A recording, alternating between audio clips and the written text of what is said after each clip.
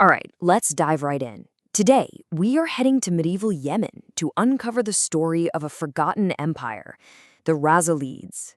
Now, these guys were a massive powerhouse in the Indian Ocean trade, but a huge part of their world, the sea itself, seems to be completely missing from their official story. And we're going to find out why. To really get a feel for just how important the sea was, you have to hear this. There's a 15th century text that describes a famous scholar in the port city of Aden praying not just by the sea, but literally in it, up to his knees, with the fish and other creatures. I mean, come on, that's not just some random detail. It's a window into a world where the spiritual and the maritime were completely tangled together. And that brings us to the heart of our mystery. So you have the Rasūlids, a major sea power controlling these super important trade routes. But when you dig into their own royal records, which are super detailed about, say, agriculture, there's this weird, deafening silence about fishing. It's a puzzle, right? A historical cold case. And we're about to follow the clues to solve it together. So let's kick off our investigation into these fishers in the shadows. First things first, we need to get a handle on who exactly the Rasūlids were and the world they completely dominated. Okay, so for more than 200 years, from 1229 to 1454, the Rasūlids weren't just some local dynasty. No way. They were a major player in the Indian Ocean. They had trade links stretching from Egypt all the way to India. Their influence was so huge that even the legendary Chinese admiral Zheng He made a point to visit their court. These were sophisticated, powerful, and very connected people. And their power was all built on geography. The Rasūlids controlled over 2,500 kilometers of coastline along the Red Sea and the Gulf of Aden. And listen, this wasn't just any old coastline. It was, and still is, one of the richest, most bountiful marine environments on the planet. And yet, if you were to only read the official texts coming out of the Rasūlid court, you'd swear they were a completely landlocked kingdom.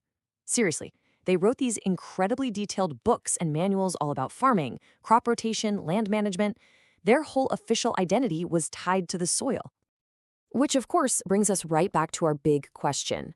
With all that water and all that incredible marine wealth literally on their doorstep, why the official silence? This is the paradox we need to figure out. A maritime empire that, at least on paper, seems to have totally ignored the sea's most valuable resource.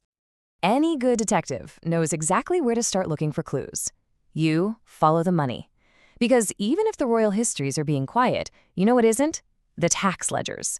They rarely lie. So let's see what the Rasūlid accountants have to tell us. Okay, check this out. It's a very specific tax rule from the port of Aden. Headless salted fish, tax exempt. But salted fish with their head still on? Oh, you gotta pay tax on those. Now that might sound totally bizarre, but it's an absolutely critical clue. It tells us the state was paying incredibly close attention to fish products.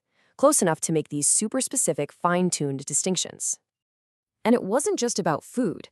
Fish byproducts were a huge deal. Take this stuff, sifa. It was basically a fish-derived oil or blubber, and it was absolutely essential for protecting the hulls of wooden ships from rot. Think of it as the high-tech naval coating of its day. And the Rasūlid state? They didn't just tax it, they tried to create a total monopoly over its sale. They knew exactly how valuable the stuff was. And when you zoom out and look across the kingdom, the tax records paint this amazing picture of a thriving industry. In the city of Zubaydah, the daily tax from the fish market alone brought in 13 dinars. Over in the port of Al-Shir, every single fishing boat paid an annual tax.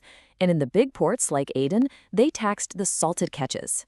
So yeah, while the royal historians were busy writing about farming, the tax collectors were down at the docks counting all the money coming in from the sea.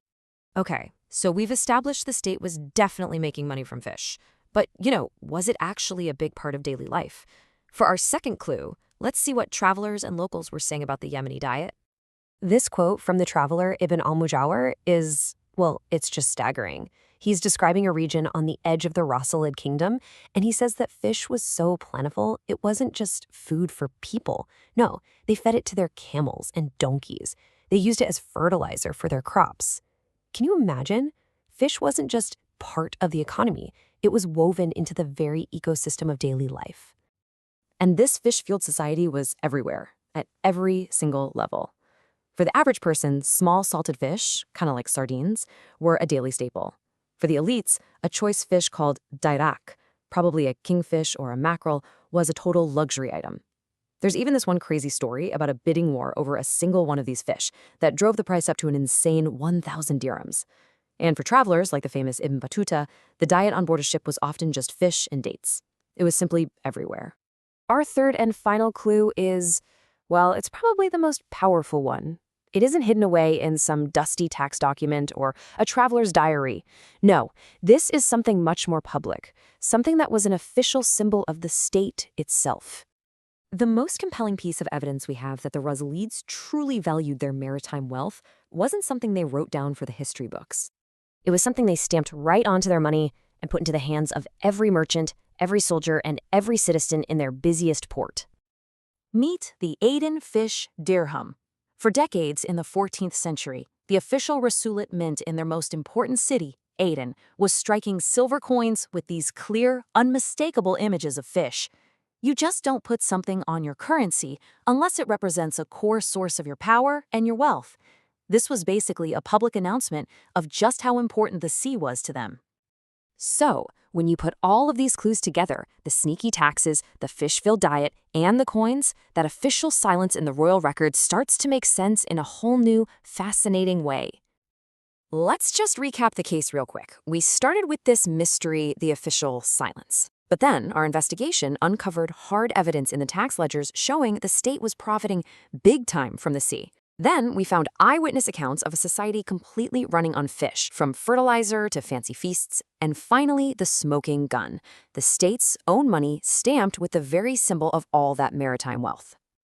So what does it all mean? The silence wasn't about neglect, it was something much smarter. It points to a really sophisticated system some historians call shared sovereignty. Basically, it was a practical deal.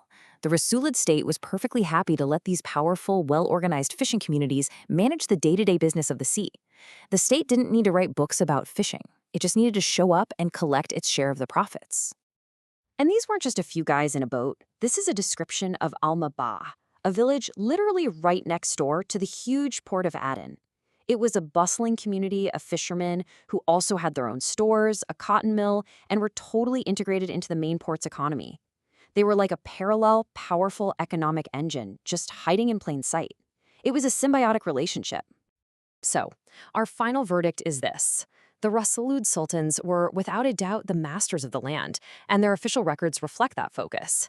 But their great maritime empire was being fueled by a complex, thriving fishing economy run by these fishers in the shadows, who basically ruled the sea while the sultans ruled the shore. And that leaves us with a really fascinating final thought, doesn't it? The Rasūlids show us that official history is not always the whole story. And it really makes you wonder, how many other great civilizations were built on the backs of entire industries and communities that are just invisible to us now, hidden deep in the shadows of the historical record? What other foundations are we just not seeing?